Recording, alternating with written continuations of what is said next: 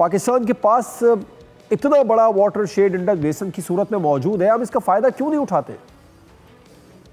देखिए, इसका फ़ायदा हम इसलिए पूरी तरह से नहीं उठा सके क्योंकि हमने इस बेसन को लोकल तौर पे, मकामी तौर पे और इंडिजिनसली हमने इसको समझने की कोशिश नहीं की अभी तक।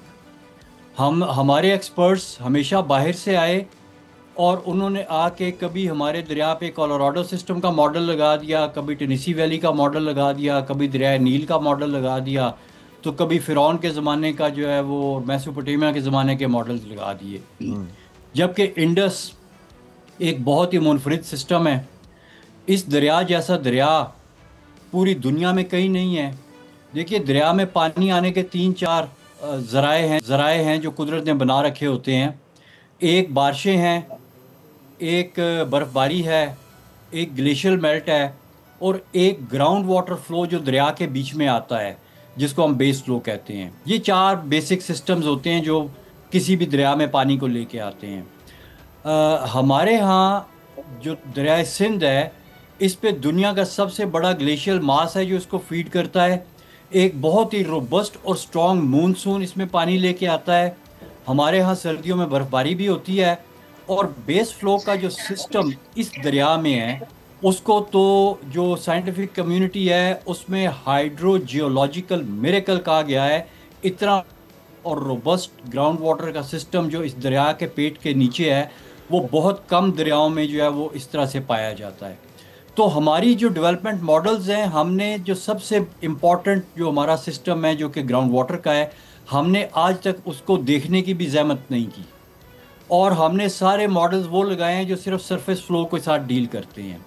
देखिए, सरफेस फ्लो में भी इंटरमिटेंसी है, ग्लेशियर फ्लो में भी इंटरमिटेंसी है, बारिशों में भी इंटरमिटेंसी है, लेकिन जो आपका ग्राउंड वाटर है वो हर वक्त हर टाइम पे आपके पास मौजूद होता है। इस सिस्टम में इंटरमिटेंसी नहीं है और ये जो इंटरमिटेंट सिस्टम्स हैं ये सारे के सारे ग्राउंड वाटर के साथ कनेक्टेड हैं और उसको रिचार्ज करते रहते हैं। ग्राउंड वाटर की हमारी स्टोरेज बहुत बड़ी है।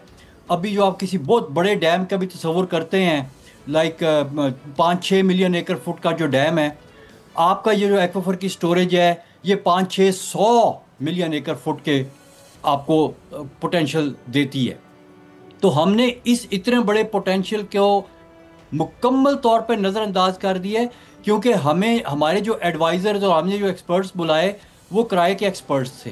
वो किसी न किसी प्रोजेक्ट के पीछे आते हैं, जो प्रोजेक्ट हमने उधार के पैसों से करना होता है, और फिर वो उस प्रोजेक्ट के हिसाब से कोई ना कोई सिस्टम बना के दे जाते हैं और हमारा डेवलपमेंट मॉडल ख़राब हो गया है, जिसकी वजह से हमें नुकसान हो रहा है। वही दरिया जो हमारी लाइफ लाइन था, आज इन गलत डेवलपमेंट मॉडल्स की वजह से हमारे लिए एक जो है ना वो बाइसे ज़हमत बना हुआ है। जबकि पानी का आना, दरियाओं का फैलना, इनका सुकड़ना, ये सब एक रहमत है और इसके साथ हमारी सोसाइटी इवॉल्व हुई है, इसके साथ हमारा एनवायरनमेंट इवॉल्व हुआ है, इसके साथ हमारी इकोसिस्टम सर्विसेज इवॉल्व हुई हैं और ये प्रोसेस एक दिन का नहीं है। सोसाइटी के हिसाब से ये हज़ारों सालों का प्रोसेस है और इकोलॉजिकल सिस्टम के हिसाब से ये मिलियंस ऑफ ईयर्स का साइकिल है।